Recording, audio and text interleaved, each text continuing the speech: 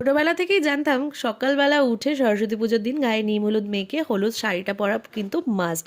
তাই বিয়ের পরও এই নিয়মটা একদম ভঙ্গ করিনি। সকালবেলা উঠে স্নান টান করে হলুদ শাড়ি পরে নিয়েছে, আর ভাগনাও ওইদিকে রেডি হয়ে গেছে, ঘরে আলপনাও দেওয়া হয়ে গেছে। তো এইদিকে দেখো বরমশাই আর আমি এদিকে পুরোপুরি রেডি, আমাদের যেটুখানি দায়িত্ব ছিল সেইটুখানিও করা হয়ে গেছে। তারপর ঠাকুরমশাই এসে এদিকে পুজো টুজো শুরু করে দিয়েছে। আর আমাদের এবারে দেখো পুজোতে বাড়িতে কত লোক এসছে, আর পুচকে আমার কত স্টুডেন্টও এসছে। তো এইদিকে দেখো সবাই কিন্তু পুজো দেখছে, আর ননদ বললো বৌদি আমার মুখটাও একটু দেখিয়ে দিই। আর এই ঠাকুরেরটাও কিন্তু আমাদের পুরো ট্র্যাডিশনাল টাইপের এনেছি, ঠাকুরের ব্যাকগ্রাউন্ডটা কিন্তু আমরা নিজেদের হাতে পুরো ট্র্যাডিশনালি করেছি।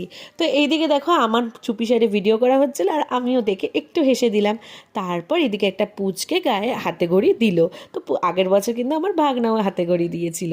তারপর এদিকে যজ্ঞ শুরু হলো, আর পুজো আমাদের এদিকে কমপ্লিট হলো।